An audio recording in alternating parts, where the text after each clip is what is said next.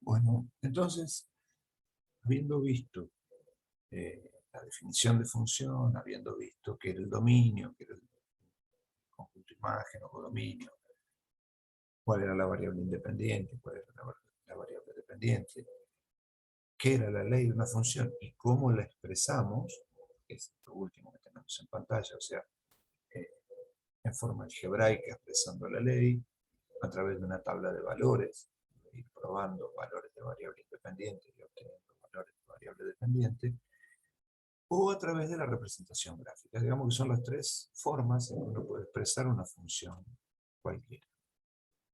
Vamos a pasar ahora a analizar algunas cuestiones particulares que tienen las funciones y que son elementos de estudio de esas funciones. O sea, vamos a estudiar sus características más importantes en general y después lo vamos a hacer en casos particulares para poder afirmar un poquito este conocimiento. Entonces, primer punto, una función, si vemos la representación gráfica, evidentemente tiene lugares en donde puede o no cortar al eje X y al eje Y. Acá estamos viendo una parábola y esa parábola corta al eje Y en un punto acá abajo, el eje de las coordenadas, y al eje X, o eje de las abscisas, de la variable independiente, lo corta en dos puntos, acá y acá. Los puntos donde corta al eje X reciben el nombre de ceros de la función, y los puntos donde corta el eje Y reciben el nombre de ordenada al origen. Entonces, decíamos, los ceros. ¿Qué son los ceros? Los ceros son los lugares en donde la función se anula. Es decir, yo diría y igual a de x, una relación genérica, digamos, entre la variable x y la variable y. Y estoy buscando en qué lugar esta función se hace cero. Ese es el cero de la función. Es decir, a mí me da la ley de la función, la igualo a cero y se transforma en una ecuación, como la calculamos en temas anteriores, hace dos temas atrás, ¿no? En la expresión algebraica. Una función que se iguala a cero se transforma en una ecuación. Y entonces nuestro trabajo, ¿cuál es? Despejar la x para saber en qué lugar la función se hace cero. Por ejemplo,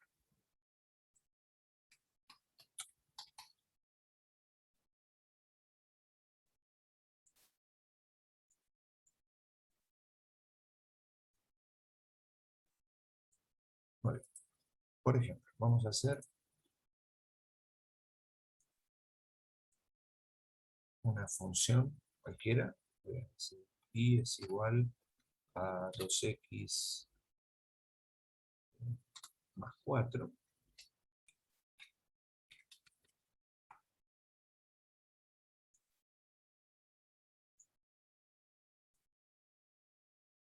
Y es igual a 2x más 4. Y entonces quiero calcular el cero de esta función. Muy bien. ¿Cuál va a ser el cero de esta función? Bueno, voy a igualar a 0. 2x más 4 igual a 0. Esta es la expresión con la que voy a trabajar. Así que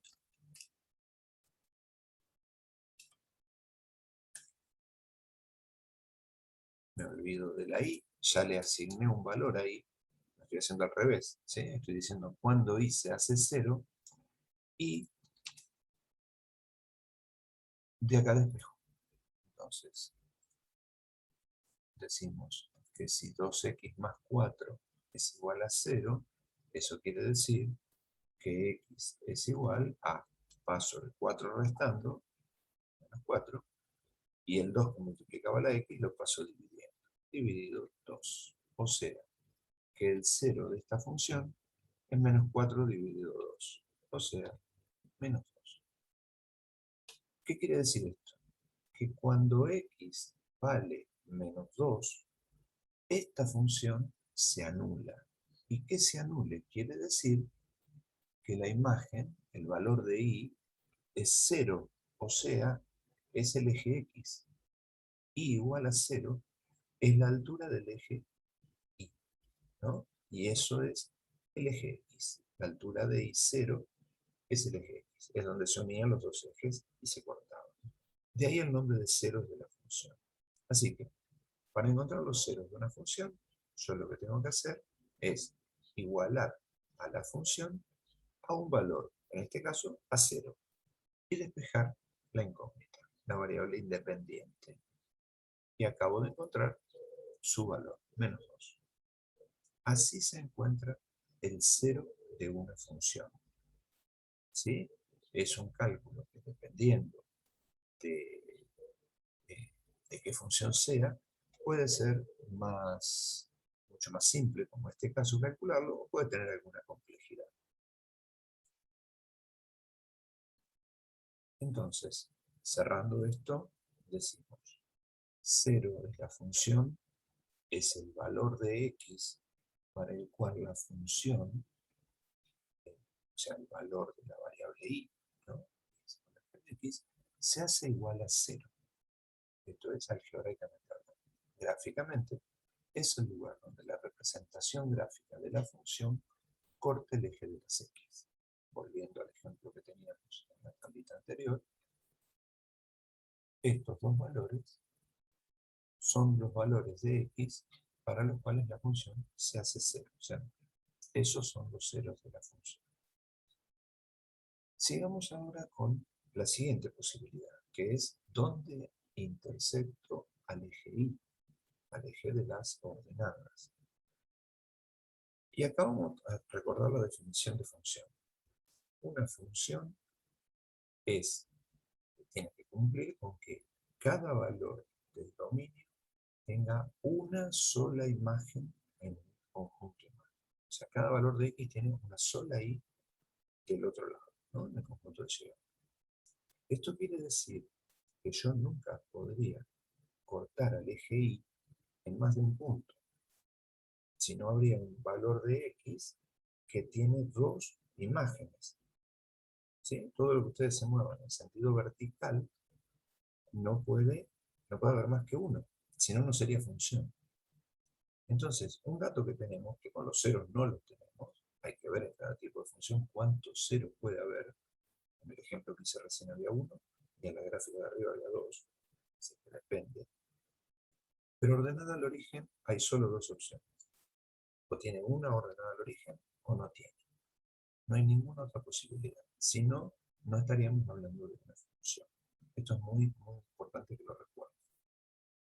Entonces, la ordenada al origen, ¿cómo hago para calcularla? Bueno, es bastante simple.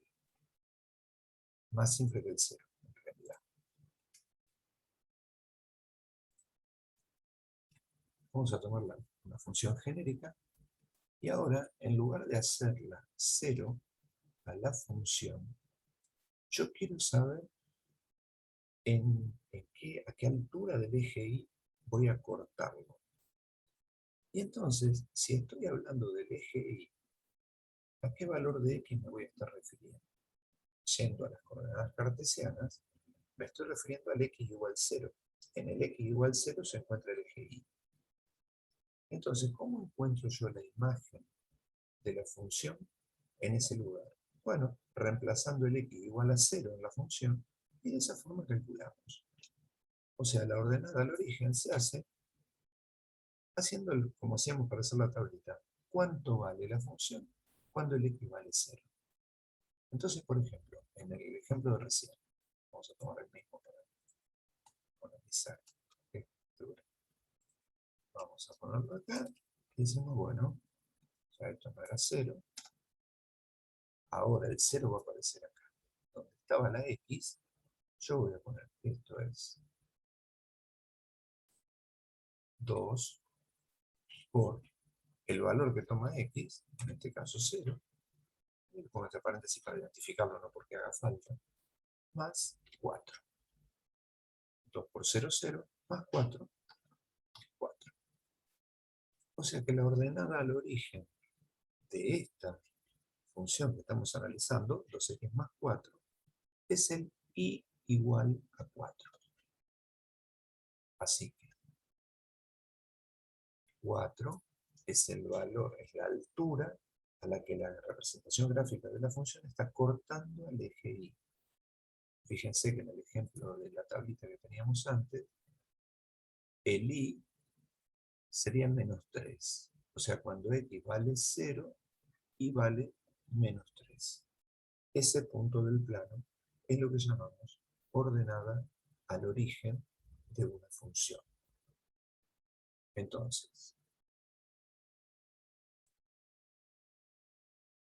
como síntesis de esto que vimos, decimos que la ordenada al origen es el valor que toma la variable y cuando calculo el valor de la función en x igual a 0. O sea, reemplazo el 0 y calculo cuánto da. Gráficamente, es el lugar donde la representación gráfica de la función corta al eje de la C. ¿A qué altura lo está cortando? Esto sería la ordenada al origen. Así que vimos, cuando los valores de x en donde la función se anula, o sea, corta el eje x, se llaman ceros. Y los valores que toma y cuando x vale 0, o sea, el lugar donde corto el eje y, se llama ordenada al origen. Recuerden el nombre del eje de ordenadas, es la distancia desde el origen, que es el 0, hasta el punto donde corta. Por eso se llama ordenada al origen, como si fuera la distancia de la ordenada al origen. Bien, entonces con esto completamos la parte de la intersección con los ejes. Bueno, acá ahora podemos ver cómo quedaría graficado esta función que estuvimos trabajando recién, 2x igual a 2x más 4, indicando el 0, recuerdan, menos 4 sobre 2, ¿no? A menos 2 es este punto que está acá, y la ordenada del origen nos dio 4. O sea, tiene un 0, una ordenada del origen. La función tiene por representación gráfica una recta, por función lineal, ya la vamos a estudiar, y para cada valor de x hay un valor de y que sigue en esa recta. Infinitos puntos, todos alineados en esa recta. Muy bien, ahora vamos a estudiar otra cuestión. Esta fue la intersección con los ejes. Ahora vamos a ver qué pasa con el signo que toma la función, o sea, la positividad o negatividad de la función, de los valores que va tomando y. Fíjense lo que pasa con esta función que vimos recién. Si yo voy tomando valores, ustedes saben que el x es la variable independiente. Lo puedo tomar arbitrariamente para lo que yo quiera e ir probando. Con la práctica vamos a ir aprendiendo cuáles son los puntos más convenientes para tomar en cada tipo de función. No todas las funciones son rectas, de hecho la recta es un caso particular. Entonces, ¿cuál sería la forma de establecer dónde una función es positiva o negativa? Bueno, si la función es continua, y esta es una palabra que vamos a repetir bastante cuando estemos hablando de lo teórico, una función es continua cuando yo puedo dibujarla sin levantar el lápiz, ¿no? Cuando puedo hacer todo el trazo sin ninguna interrupción. Eso es lo que definimos intuitivamente como función continua. Muy bien. En este caso, esta recta es continua y evidentemente va a cambiar de signo, va a ser negativa, o sea, todas las imágenes van a estar por debajo del eje X, esos son los valores de y negativos, cuando yo esté a la izquierda del menos 2. O sea, para cualquier X que yo tome a la izquierda del menos 2, la imagen me da negativa. Y esto sigue para abajo, ¿no? No vuelve a pasar. Y cuando paso del menos 2 hacia el lado positivo de las X, me voy acercando al 0, la función empieza a tomar valores positivos. O sea, la función empieza a estar toda por encima del eje X.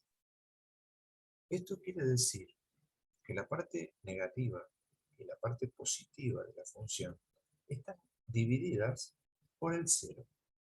Por el 0 que calculamos antes. El lugar donde yo corto al eje X no es ni positivo ni negativo, es 0. Por lo tanto, a un lado del 0 la función va a ser positiva y al otro lado negativa. Cuando tengo una función continua y tiene un 0, eso quiere decir que hay mitad de la gráfica negativa y mitad de la gráfica positiva. Mitad de la gráfica por abajo del eje, mitad de la gráfica por arriba del eje. Por ser continuo y tener un solo 0, yo ya puedo asegurar eso. Fíjense la que estuvimos trabajando antes. Usamos el ejemplo varias veces. Esta función tiene dos ceros. Es continua, ¿no? Es una función que no se corta en ningún lado. Tiene dos ceros. Entonces yo puedo decir, mirando la gráfica, que esta función es positiva. Desde el menos infinito de cualquier valor que yo tome menor a este, al primer cero que encuentro, la gráfica me da positiva. La función es positiva, está por encima del eje. ¿Sí? Gráficamente por encima del eje, algebraicamente, signo positivo. Cuando paso el primer cero, me encuentro que las imágenes empiezan a ser negativas. Todas están por debajo del eje X. ¿Hasta dónde? Hasta el siguiente cero. Y una vez que atravesé el siguiente cero, la función otra vez vuelve a ser positiva. Entonces piénsenlo con lo que dijimos antes. Si yo tengo una función continua, tiene dos ceros, esa función va a tener tres intervalos distintos con distintos signos. En este caso, positiva, negativa, entre los dos ceros, y positiva del segundo cero en adelante. Y si tuviera 3 ceros, habría 4 intervalos, y si tuviera 5 ceros, habría 6 intervalos, y así. Por ser continuo, ¿eh? Si la gráfica está cortada, ahí tenemos que barajar y dar de vuelta y agregar algún intervalo más. Pero siendo continua, tener un 0 me indica que hay dos intervalos de positividad y negatividad. Tener dos ceros me implica que hay tres intervalos en donde la función es positiva o negativa. Vamos a verlo con el de abajo, con el que estábamos trabajando. 2x más 4. ¿Cómo hago yo para expresar que la función es positiva? Vamos a escribirlo normalmente. Digamos,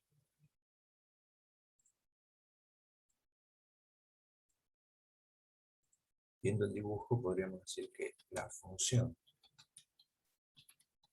es positiva si x es mayor, es mayor que 0.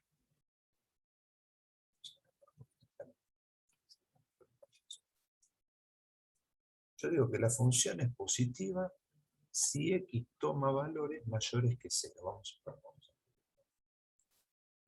oralmente, digamos, ¿no? Si x es mayor que 0. Ahí está, expresado como una frase. Esta sería lo que nos indica que la función es positiva. Perdón, mayor que menos 2. Ese era el valor de la función anterior. La función es positiva si x toma valores mayores que menos 2. O sea, menos 1, 0, menos 0,5, 3,2. Cualquier número que esté del menos 2 a la derecha, la función está por arriba del eje X. ¿Cómo escribo esto? Matemáticamente, algebraicamente, en nuestro lenguaje particular. Decimos que f de x es positiva. Perdón, el primer intervalo estamos haciendo positivo. Es positiva, ¿sí? Positivo quiere decir mayor que 0. Acá viene esos símbolos raros. Para todo valor de x que sea mayor que menos 2. Esta sería la forma de expresar algebraicamente lo que dijimos arriba. Estamos diciendo que la función f de x es positiva, mayor que 0, para todo x que sea mayor que menos 2. Bien. Ahora, recordemos un poquito lo que vimos en la introducción de esta unidad, que eran los intervalos ¿sí? De números reales. Este intervalo de números reales es un semi-infinito. Tiene un extremo menor, que es el -2, y crece indefinidamente. O sea que yo esto mismo que escribí de esta manera, también lo podría escribir de la siguiente forma. F de x es mayor que 0 para todo x, y acá vamos a cambiar esta parte, para todo x, que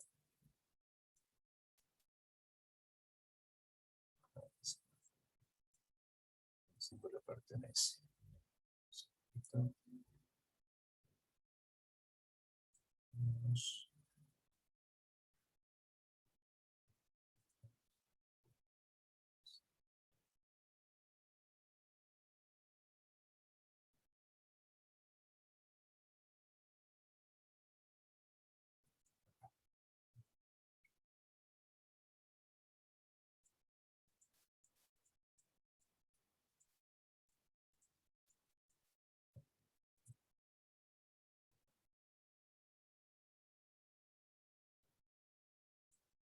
No es exactamente bien. Para todo x que pertenezca al intervalo que va desde -2 abierto, ¿se acuerdan? El corchete abierto, hacia afuera, abierto, hasta más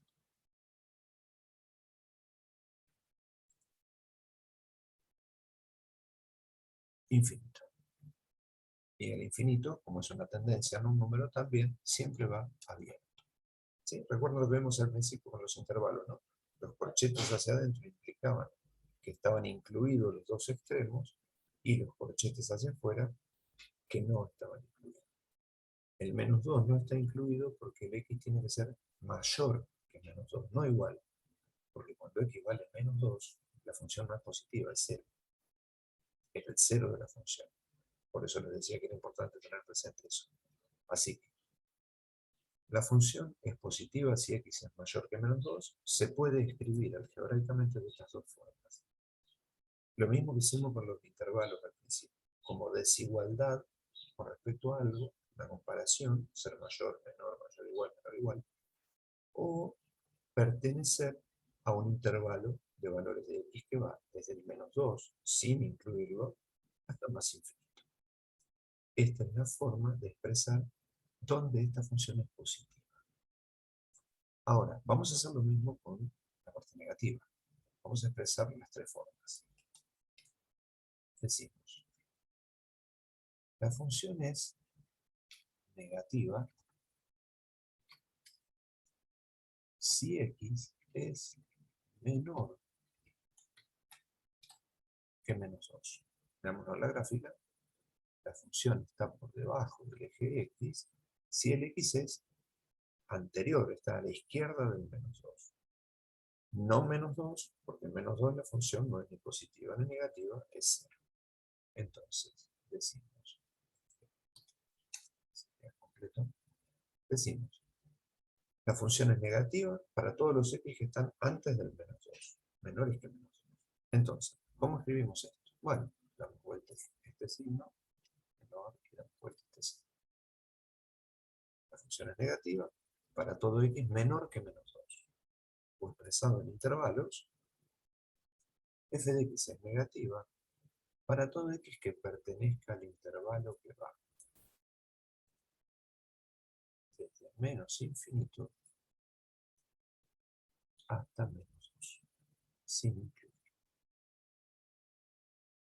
¿Sí? Repito, oralmente la función es negativa si x es menor que -2. Como desigualdad, f de x es menor que 0 para todo x que sea menor que -2, que era el 0 de la función. O sea, acá, expresado como intervalo, f de x es negativa para todo x que pertenezca al intervalo que va desde menos infinito hasta el -2 sin incluir fuera el -2 porque ahí la función es 0. Muy bien. Con esto completamos la parte de positividad y negatividad. Muy bien. Bueno, entonces, primeras características que estudiamos de una función. ¿Dónde corta los ejes? ¿Dónde corta el eje X, o sea, los ceros de la función? ¿Dónde corta el eje Y, o sea, la ordenada del origen de la función? De una sola, como máximo. Después vimos que si la función es continua, los ceros son lo que, cualquier función, los ceros nos dividen los signos, tenemos que estudiarlo. Puede pasar que el signo de los dos lados sea el mismo. Esta función era lineal. Si tuviera una función que va hasta el eje, lo toca y vuelve, parábola, ¿no? Para que vemos el otro dibujito que va a dar vuelta, y toca en un punto, de los dos lados negativa. O al revés, así, ¿no? De los dos lados positiva. Pero tengo que estudiar los dos intervalos porque hay un cero. Y el cero corta la positividad y negatividad de una función. Pueden dar de los dos lados el mismo signo o de distintos signos. Eso depende de la función que estamos estudiando. Y su valor y cómo varía. Recuerden que las funciones pueden tomar cualquier forma. Siempre y cuando cada X tenga una imagen del otro lado. Muy bien. Entonces, estudiamos la positividad y la negatividad, con esto que estaba diciendo. Vimos cómo eran los cambios de signo, cuántos intervalos había que estudiar. Siempre van a dividir los intervalos con los ceros. Entonces ahora, habiendo visto dónde corto los ejes y el signo que toma la función en cada lugar de todo el dominio, vamos a ver el crecimiento o decrecimiento de una función. Este es un concepto que, de forma intuitiva, es muy simple. Una función va a crecer si, a medida que se agrandan los X, se agrandan los Y. Como la primera gráfica que están viendo ahí. Es decir, a mayores valores de X, mayores valores de imagen. Si pongo X2 en la función y f de X2 me da 3, tengo un punto, ¿no? 2, 3, un puntito del plano. Si en vez de 2 tomo el 8, pongo la función, calculo f en 8 y me da 6, tengo el punto 8, 6. Así que 2, 3, 8, 6. El 2 es más chico que el 8, el 3 es más chico que el 6. Esa función está creciendo. O sea, está inclinada desde abajo a la izquierda hacia arriba a la derecha en la hoja. Esa es una función que es creciente. Muy bien. Ahora, si se da lo contrario, digo, a mayores X, menores Y, menores imágenes, para cada punto de la gráfica, esto quiere decir que la función está decreciendo. O sea que viene de arriba a la izquierda y va hacia abajo a la derecha.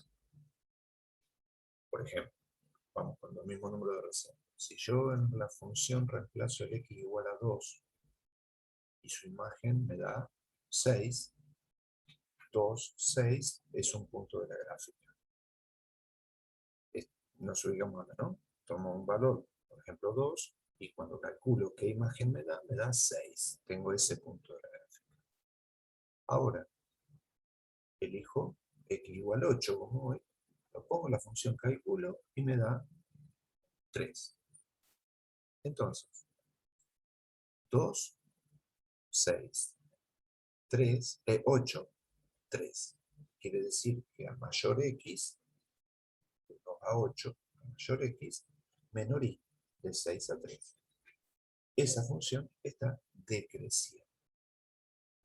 Así que una función crece cuando a mayores X, mayores Y decrece cuando a mayores X, menores Y. Eso produce el crecimiento o decrecimiento de la función. ¿Las funciones solo crecen o decrecen? No. No. Hay funciones que pueden no crecer ni decrecer, como esta que está dibujada acá. Para cualquier valor que yo le dé a X, la imagen va a dar el mismo número. Supónganse, y igual a f de X, ¿sí? Va a ser i igual a 4. Cuando x vale menos 10, la función da 4. No hay x. Cuando x vale 0, la función da 4. I igual a 4. Siempre da i igual a 4. Por lo tanto, no importa qué valor yo le dé a x, la gráfica es la misma, la imagen es la misma, o sea, me da una recta horizontal. Y si la recta está horizontal, no crece ni decrece. Sería el caso de la función constante, de una recta horizontal. Así que puede crecer, puede decrecer, o puede permanecer constante. ¿Qué quiere decir? Que a mayor valor de x, misma imagen. Ni mayor ni menor, la misma. Muy bien. Esto sería lo que caracteriza al crecimiento o decrecimiento de una función. Repito, a mayores valores de x, si las imágenes son más grandes, crece. Si las imágenes son más chicas, decrece. Y si me dan la misma imagen, es constante. Ahora, cuidado. Esto se tiene que cumplir para cualquier par de valores. Ustedes imagínense, si yo tengo una gráfica como la parábola esa que teníamos en el grafiquito, hay dos valores de x que tienen la misma imagen, a cualquier altura que yo lo mida, ¿no? Vamos a verlo en la gráfica. A cualquier altura que yo mida esto, acá, por ejemplo acá, ¿ven? En menos 2 da 1, y en 2 da 1 la imagen. Si yo tomara justo menos 2 y 2 para ver si es creciente o decreciente, yo diría que la función es constante, y no, no es constante. Esta función decrece en una parte y crece en otra. O sea que estas definiciones que dijimos recién se tiene que cumplir para cualquier par de valores x que yo tome. Cualquiera. Cualquiera tiene que cumplir con esto. Ahí puedo decir que la función crece, decrece o permanece constante. Ahora bien, en la realidad, las funciones no suelen ser solo crecientes, solo decrecientes, solo constantes. Son una combinación. Es una curva que va variando, o rectas quebradas, o discontinuas. No tiene un solo crecimiento o un solo decrecimiento. Evidentemente hay lugares donde eso sufre un cambio, ¿sí? Entonces, acá no los voy a cargar de estructuras algebraicas para lo que es tan obvio, ¿no? A mayor x mayor y crece, a mayor x menor y decrece, a mayor x igual y constante. Entonces, vamos a pasar ahora a ver que una función puede cambiar, ¿sí? Fíjense acá, con la cuadrática que teníamos arriba en el cuadrito, pero tengo una para arriba y la otra para abajo. Entonces, fíjense lo que pasa. Si yo tomo dos valores que sean menores que el x sub 0, que están en la gráfica, ¿sí? O cualquiera. Vamos a agrandar un poquito la gráfica porque le faltan chicas. Va a ser largo.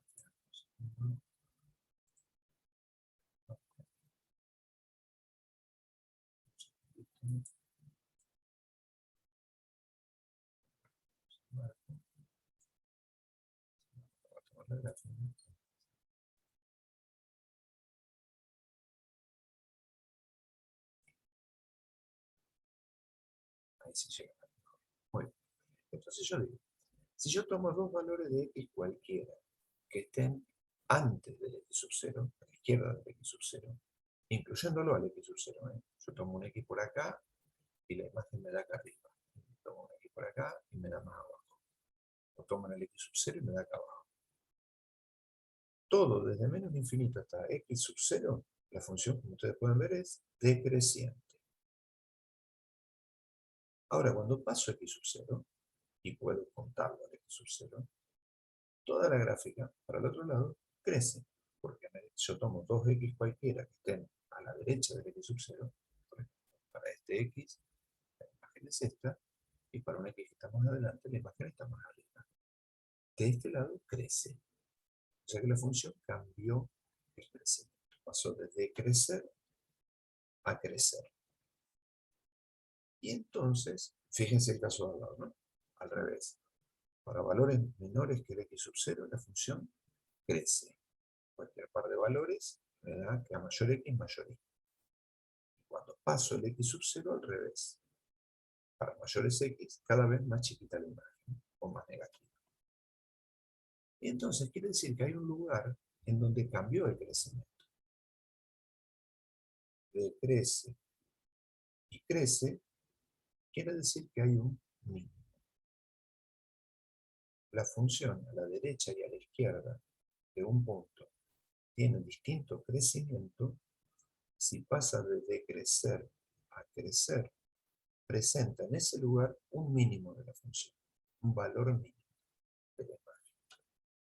Si es al revés, si la función crece, llega a un valor y decrece del otro lado, quiere decir que en ese lugar lo que tengo es un máximo de la función.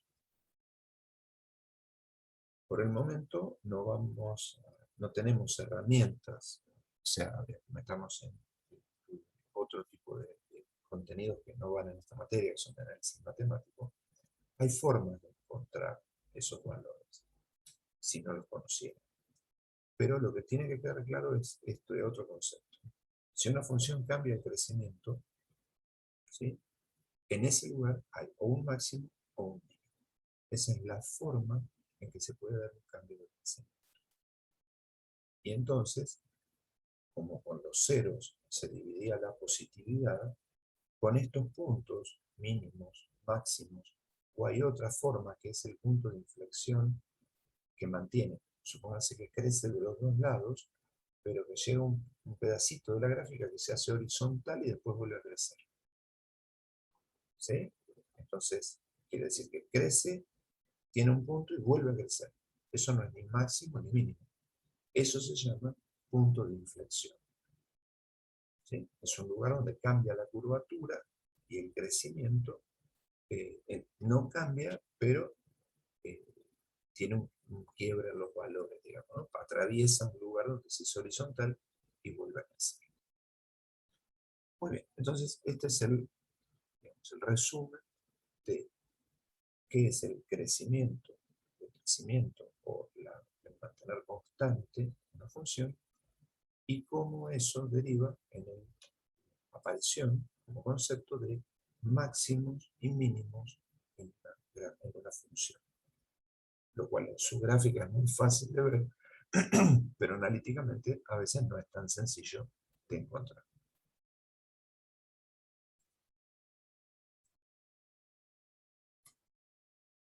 Muy bien. Veamos ahora con un ejemplo gráfico esto que estábamos diciendo recién. Acá en esta gráfica hay distintos intervalos en donde la función crece y donde la función decrece. Y están marcados los valores genéricos como para definir los distintos puntos que tiene la gráfica. Fíjense, desde menos infinito, acuérdense siempre, la gráfica a donde se corta es porque de ahí en adelante se mantiene igual. Si venía creciendo, sigue creciendo. Si venía decreciendo, sigue creciendo. No hay nada que pase en la gráfica distinto a lo que están viendo ahí en el medio. Así que yo puedo asumir que de este lado va a seguir decreciendo, más suave, y que de este lado va a seguir creciendo, más suave. Mantiene la tendencia, digamos. Veamos lo que pasa en esta parte media de la gráfica, que es donde ocurren los cambios. Fíjense, yo tengo desde el menos infinito hasta el x1, tengo una gráfica creciente, que primero viene bastante creciendo despacio, digamos, después empieza a crecer más rápido, y se empieza a frenar de vuelta a medida que se aproxima el x1. Cuando llega a ese lugar, paró de crecer, quedó horizontal, digamos, si fuera una representación de un movimiento, ¿no? Quedó horizontal por un instante. Cuando paso ese lugar, la gráfica empieza a decrecer cada vez más rápido, hasta que, acercándonos al x2, empieza a frenar el decrecimiento hasta hacerse horizontal en x2. Ahí empieza a repetir el proceso al revés. Arranca de horizontal, crece cada vez más empinado, y cuando se va acercando al x3, la gráfica empieza a frenar el crecimiento. Empieza a hacerlo como una velocidad. viene creciendo muy rápido y se empieza a desacelerar, empieza a frenar más despacito, hasta que se detiene, otra vez en un punto, y otra vez, vuelta de crecer hasta otro lugar, y desde ahí vuelta a crecer hasta más infinito. Y entonces me quedaron definidos dos máximos, dos lugares donde pasé de crecer a decrecer, son este de acá, el X1, y este de acá, el X3, y dos lugares que son mínimos. ¿Sí? El X2 tiene un mínimo, decrecía y crece, y el X4 decrecía y pasa a crecer. Dos mínimos, dos máximos. ¿Qué diferencia tienen uno con otro? Como ustedes pueden ver, a los dos primeros los llamamos absolutos y a los dos siguientes los llamamos relativos. ¿Por qué? Bueno, porque en este intervalo que nosotros estamos viendo, este punto es el punto más alto de la curva. O sea, ningún otro valor de x tiene una imagen más grande que este. Por eso puedo decir que es un máximo absoluto. Lo mismo pasa con el mínimo. No hay ningún valor de y, de la imagen de la función, que pueda estar por debajo de este valor. Por eso, esto no solo es mínimo, sino que es un mínimo absoluto.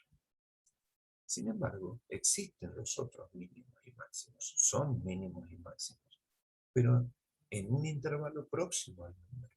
¿Por qué? Porque este punto es el máximo de la curva en este tramo, ¿cierto? Pero hay lugares de la gráfica, o sea, otros valores de y de la misma función, que están por arriba de él. Entonces yo no puedo decir que esto es un máximo absoluto. Yo puedo decir que esto es un máximo relativo. ¿Qué significa relativo? Es que en su entorno, valores de x próximos a él, es el punto más alto. No de toda la función, sino de un entorno cercano a él. Y con el mínimo pasa lo mismo.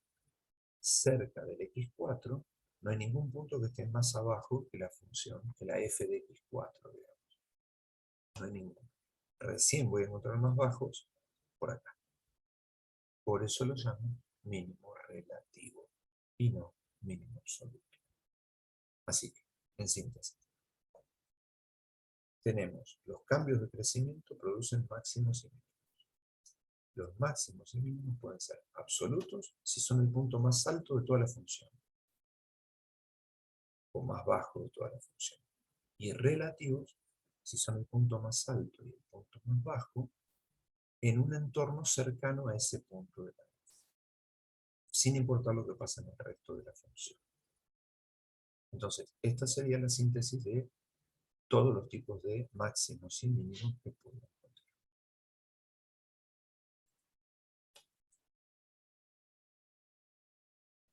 Muy bien.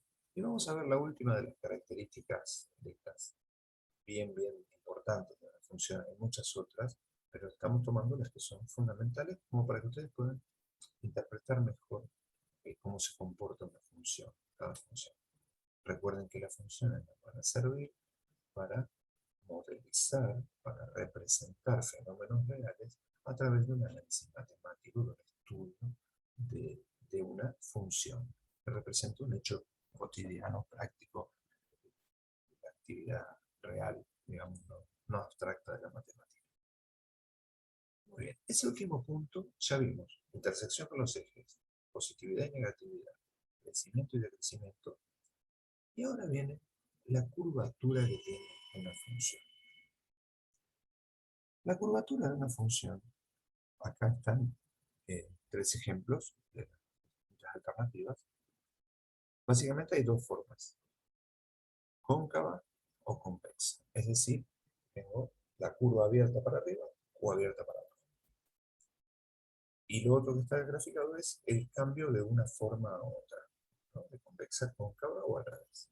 Vale igual. Y es comparable con lo que hablábamos hoy del crecimiento, ¿no? Que podía crecer de los dos lados y entonces había un punto de inflexión. Bueno, acá hay un punto de inflexión también. Muy bien. ¿Qué significa que algo sea cóncavo o convexo? Y antes de empezar con este último tema, una aclaración. Hay gente que define como cóncavo lo que está abierto para arriba, como estoy haciendo yo acá, convexo abierto para abajo, y hay gente que lo define exactamente al revés. Parece un chiste, en el mundo de las convenciones, como en la matemática, hay un montón de gente que lo define al revés. Yo siempre opté por esta manera, porque yo lo asocio con lo siguiente. Cuando tengo que estudiar la concavidad de algo, pienso en un cuenco, ¿no? En algo para recibir un líquido, cualquier contenido. Y entonces, para mí, lo cóncavo es lo que me permite contener. Hueco, como tiene una concavidad, el contenido se queda ahí y no se cae. Convexo es lo contrario. Si yo vuelco, se vuelve. Entonces asumo que una copa, un bowl, platundo, cualquier recipiente que esté abierto hacia arriba, para mí es cóncavo. Y al revés, convexo. ¿Cómo se puede definir esto usando herramientas matemáticas, no de servir algo en una copa o una comida en un bowl? ¿Cómo se define matemáticamente? Bueno, hay varias formas. Yo acá les grafiqué una y les voy a contar otra que para mí me resulta muy visible. La otra, ustedes dirán, la que les permita acordarse mejor de esto. Yo digo que una curva es cóncava en un punto cualquiera, ¿no? Siempre esto se estudia en un punto o en un par de puntos. Si yo tomo una curva cualquiera y la corto, ¿no? Dos puntos, tal vez son dos puntos, esa se llama recta secante. O sea, una recta que corta en más de un punto a una curva se le llama recta secante. Es en una circunferencia, ¿no? Cortan así, un diámetro, y lo cortan dos puntos. Ahora, hay esa misma recta, si yo la desplazo, llega a un punto donde toca un solo punto de la gráfica. Eso es lo que se llama recta tangente a la curva en ese punto. Esta recta que está acá toca a esta curva solo en un punto. ¿Sí? Hay un contacto, un punto y sigue. Ahora fíjense lo que pasa a la izquierda y a la derecha de ese punto. Toda la gráfica que está a la izquierda del punto queda por arriba de la recta tangente. Y toda la gráfica que está a la derecha de ese punto también queda por arriba de la recta tangente. Entonces, ¿cómo podría definir yo la concavidad? La defino diciendo que la concavidad de una curva en un punto, ¿sí? Algo que sea continuo, ¿no? En un punto, se da porque si trazo una recta tangente a la curva en ese punto, la gráfica de los dos lados me queda por arriba. Esta es una forma matemática de definir la concavidad. Para una función continua que no tiene ángulos, ¿no? Es solo un tramo de curva, trazo una recta tangente que la toque en un punto y me fijo, si la gráfica de los dos lados está por arriba, defino que esa función es cóncava. Si se entendió esto, obviamente la convexidad es lo contrario. Si yo trazo una recta tangente a la curva en un punto y la gráfica de los dos lados me queda por debajo de esta recta auxiliar que yo dibujé, quiere decir que esa función es convexa.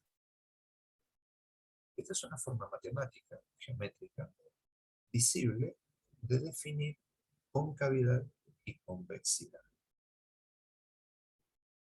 ¿Cuál es la otra forma que yo les mencioné recién, que a mí me gusta mucho porque me resulta muy visible? Cuando ustedes van a trazar una curva, una circunferencia, normalmente usan un compás, ¿no? Entonces, apoyan, trazan y tienen una medida, ¿no? Un radio. Un radio que se mantiene. Cuando usan el compás, se mantiene. Ahora, cuando no es un círculo, es una curva que tiene una forma que va variando, yo tendría un radio distinto. Sería como que yo fuera abriendo o cerrando el compás a medida que voy trazando, ¿no? Si eso fuera posible para hacerlo con la mano.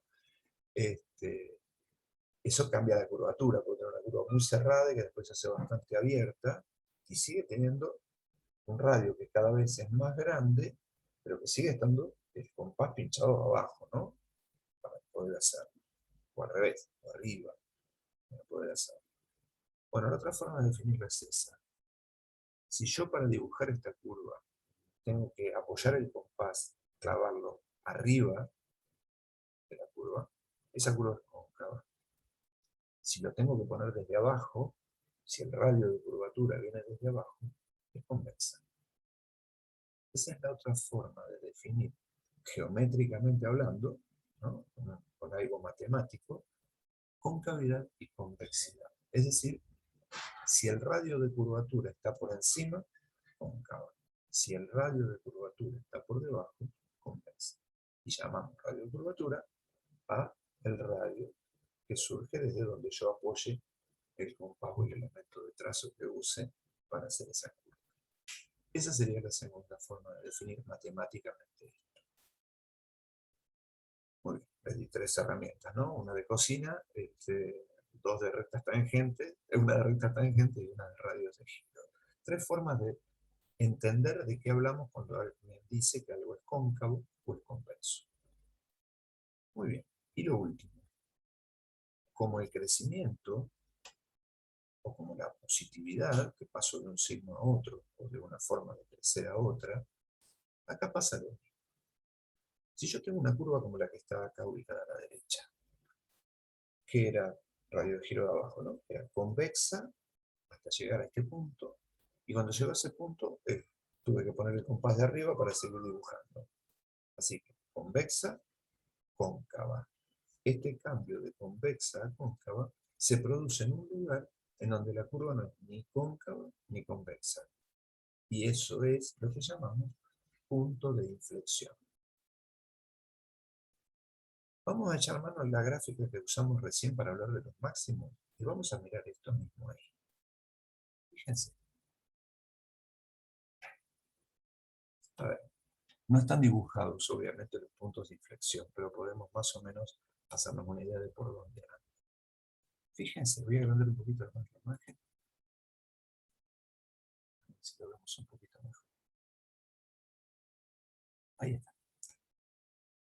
A ver, vamos con el primer tramo. Esta parte de la curva, como ustedes pueden ver, es cóncava. O sea, si yo trazo una recta, toda la curva está por arriba de los lados, o si tengo que poner el compás para dibujarla, lo estoy poniendo desde arriba, es cóncava. Pero eso deja de ser así cuando paso un punto por acá. Hay un lugar por esta altura en donde tengo que poner el compás de abajo para seguir dibujando. Es convexa. O sea que en ese lugar por ahí hay lo que llamamos punto de inflexión, en donde la curva pasó, si trazo la recta tangente, de estar toda por arriba de esa recta tangente, cada vez más cerca, a estar la recta toda por debajo, de cóncava a convexa. Eso pasó en un lugar por acá. Ahora, sigo trazando desde abajo hasta algún lugar por acá, en donde empiezo a necesitar otra vez trazar desde arriba. Esto quiere decir que en algún lugar por acá, que está muy recto, es muy difícil de verlo gráficamente, pero hay un punto en donde este radio de giro cambió de lado. En donde esta curva pasó de estar por encima a estar por debajo o al revés. Ese es otro punto de inflexión.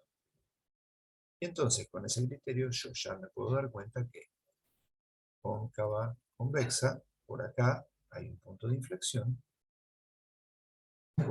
convexa, cóncava, por acá hay un punto de inflexión, y por último, cóncava, convexa, radio de giro desde abajo, por aquí hay otro punto de inflexión.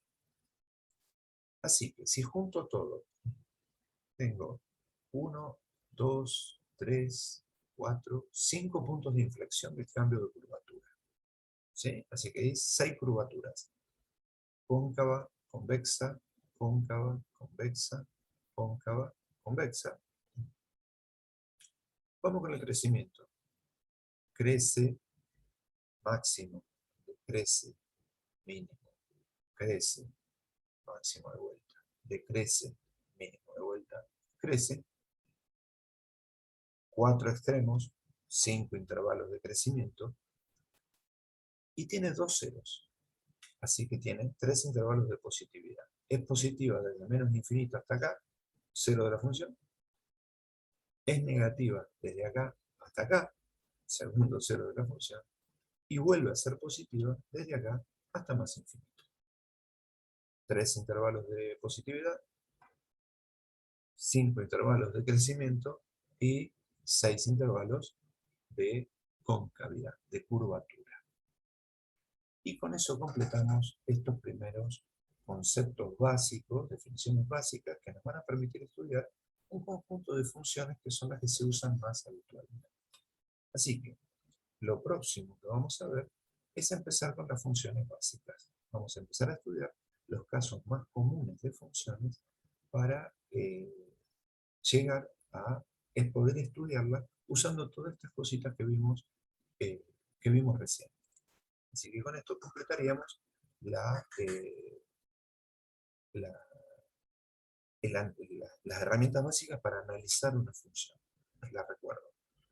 Ceros y ordenada al origen, positividad y negatividad, crecimiento, extremos, máximos y mínimos, curvatura y puntos de inflexión. Eso sería todos estos elementos que vimos en esta clase y que vamos a empezar a utilizar desde la próxima en distintas funciones características que aparecen habitualmente.